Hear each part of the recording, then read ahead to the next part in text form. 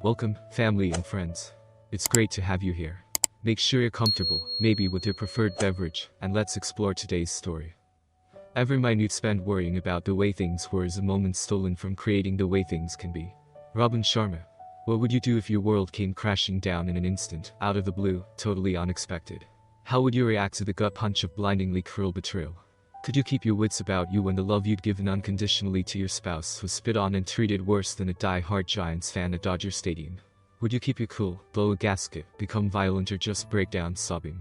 Well, I can tell you from experience, you never know until you're in that moment, and I hope you never have to find out. My name is Tim Gibson, and exactly 1 year ago today I found myself in that spot. I was standing just outside our bedroom. The door was ajar. My lovely wife of 6 years, Amber, was in the middle of a hot and steamy duck session with my boss, Mr. Glenn Davis. Amber was a fine-looking woman, 5'7", short-cropped blonde hair with a lovely 32-year-old body. Like most couples, we fought and bickered with each other from time to time, but I adored her, and thought we enjoyed one another as much or more than other marriages I observed. She never gave me reason to suspect what I came upon that fateful day. I was supposed to be on my way to Houston, but my flight out of Dallas was cancelled at the last minute due to bad spring storms around the airport. I grabbed my phone, rebooked for first thing in the morning, and headed home thinking about a delightful evening with Amber. Now, with mouth gaping open, I was trying to cope with the biggest shock of my life. For the next few minutes, I didn't retreat or advance. I just stood, frozen in despair, realizing the life I thought I had was over. He pulled out of her mouth and slapped her face with his clock. Amber, you are such a good little clocksucker. Do you get this sloppy and excited with Tim? No baby, she purred, trying to get her mouth back on his stick. Your clock is so big and beautiful, so much better than Timmy. WTF. She never called me Timmy, and he didn't have more than a half inch at most on me, and not even slightly thicker. Certainly nothing for which she should be mocking me. Well, you better beg me for it if you really want it. Give it to me, Glenn, give me your big fat clock. I love how you control me, lover. He slipped it back into her mouth for another minute or two, before lifting her up and throwing her onto our marriage bed. For the next 10 minutes he ducked her every which way, each one eliciting eager sounds of participation from my slut wife. Duck yes, deep and hard baby, give it to me. Glenn was getting vocal as well. Oh, duck yes, Amber, your kitty is so tight and sweet. I love ducking your married kitty, making it mine. Yes, she hissed, it's yours baby, you've taken it from little Timmy. Own my kitty, stud. It was so cliche I thought I was watching Korn, not seeing my wife having sex with my boss. I started out by asking, what would you do with such a god-awful mess? I'll tell you my response.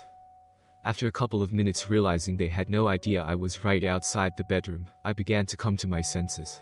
I started videoing them. I recorded about 3 minutes, which was the longest 3 minutes of my life. I then backed away quietly and went down to my home office in the basement and grabbed something out of my desk. Having taken all of 5 minutes to come up with a plan for the rest of my life, I crept back up the stairs and moved close to the door again. The action had stopped for the moment, and the pillow talk had begun. Oh, my Glenn, you're so terrible, but you always rock my world. I see stars when you duck me.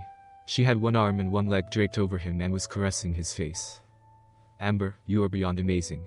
I must tell you I was surprised at the Christmas party when you asked to see my office, and then let me bend you over my desk and duck you, while little Timmy was becoming an unknown cluck. Yes, I do love him, and he treats me so well, but sometimes I need to be taken and just ducked like a hoe. I knew you'd do that to me the first time I laid eyes on you. Tim is sweet, but when you belittle him as you plow me, I come so hard I almost pass out. I love what we do together. I hope you can keep sending him out of town on business. No worries there, sweet thing, he'll be our cluck for many years to come. With that, he rolled her over and knelt behind her. She raised her bum up, offering it to him. Glenn slapped it firmly a few times before he took her from behind this time. It was time to act.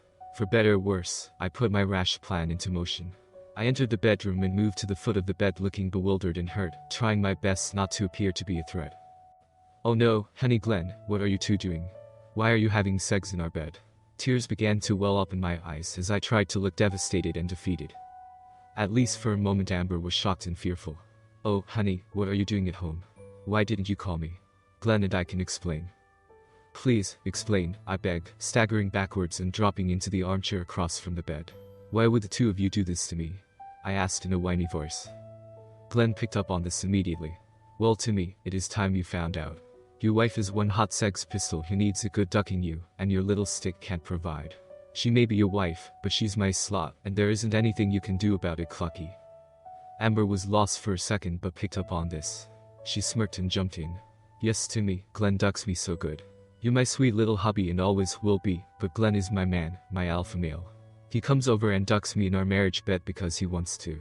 I can't stop him, I don't want to stop him, I love how he puts it to me. I know you can't stop him either.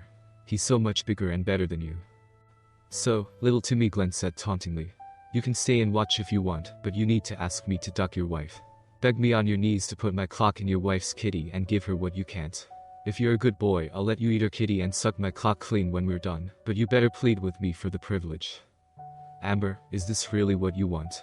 I groaned as if trying to keep a small portion of my manhood. Please don't make me baby. Don't make me beg him to duck you. Please don't force me to watch him and then clean both of you with my mouth. Sorry, sweet little boy, but yes, that is exactly what I want, and it is what you're going to do right now. Beg little Timmy, beg Glenn to duck me and then allow you to suck his clock in my kitty. I lowered my head as if completely defeated, and begged the way they wanted me to. Good boy, Glenn responded as he was again rock hard and pounding into my wife from behind. Amber was facing me and leering at me until the impact of his thrashing caused her to close her eyes. Glenn's eyes were scrunched tight as he smacked her bum and plowed into her. This gave me the chance I was looking for. I stood quietly with my right arm concealed from their view. One more thing please, Mr. Davis, sir. Yes, Cluck, what is it? I raised my right hand and the gun it contained. Die, you piece of shit. I paused for 2 seconds before squeezing the trigger. Pop, pop, pop, pop, pop, pop. Macho Man Glenn screamed no, holding his hands up while at the same time pissing himself and his lover, my skunk wife. I've never been shot with a pellet gun at close range, but I assume it hurts like hell. However, it sure won't kill you. I gave him a half-dozen welts and he was crying like a baby. I laughed at what a wuss her big stud really was. As Glenn began to settle down, he realized his alpha status was in deep shit. He decided to come at me. Bad choice on his part. I'm not some black belt karate guy, but I've been in a few scrapes, and I was royally pissed. 5 minutes later, Glenn had lost a couple teeth and probably had a broken rib or two. He was lying on the ground, naked, with serious bruises to go along with his welts. My foot was squarely planted on his chest. Stay down on the floor or I'll beat your bum some more, Glenny boy. For her part, Amber was trying to cover herself up, and was sobbing some nonsense about how she loved only me, and it was all a big mistake.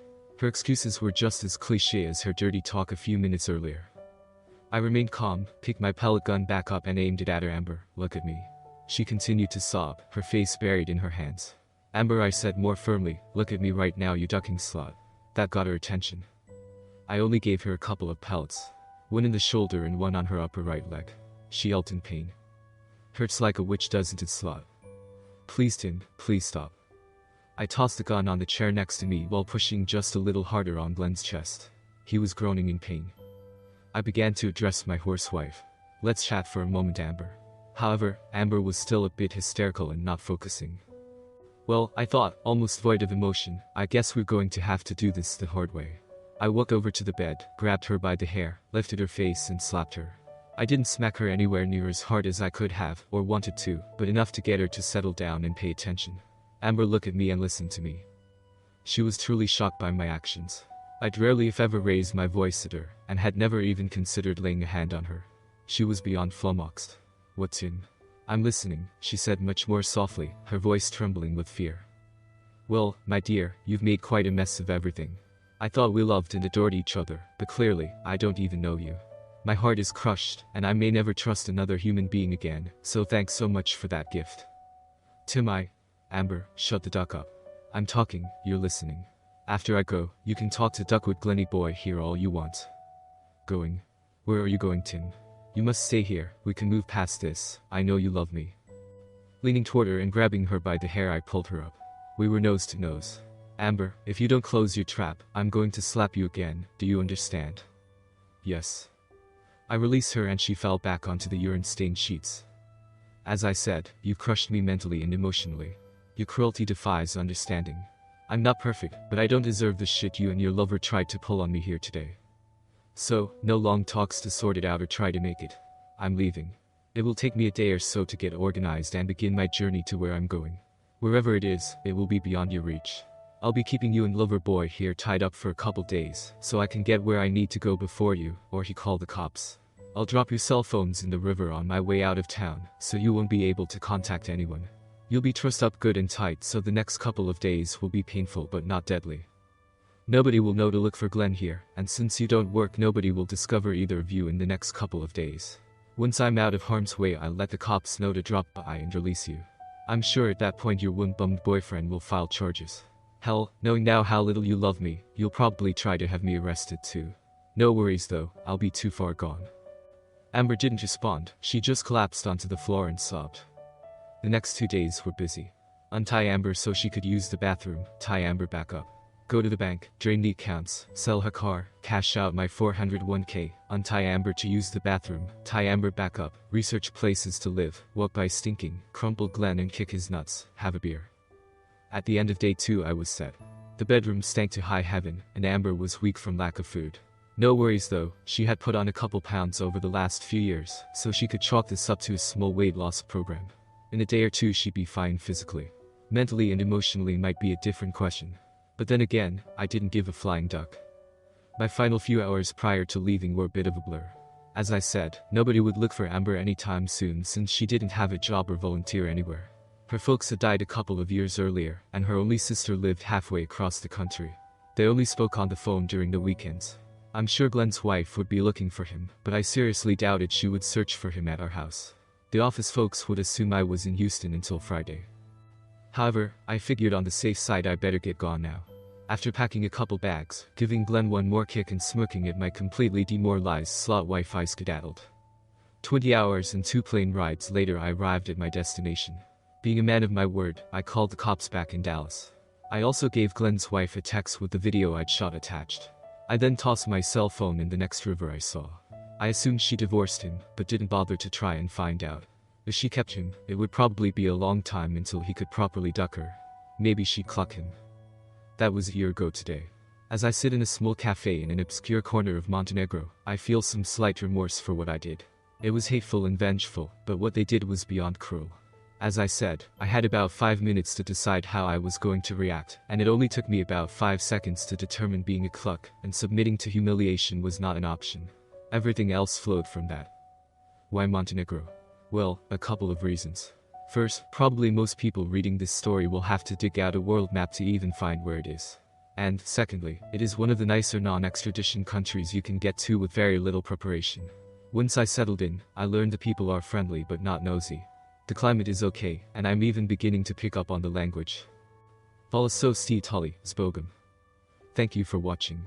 Don't forget to hit the subscribe button and turn on notifications so you don't miss the next exciting story.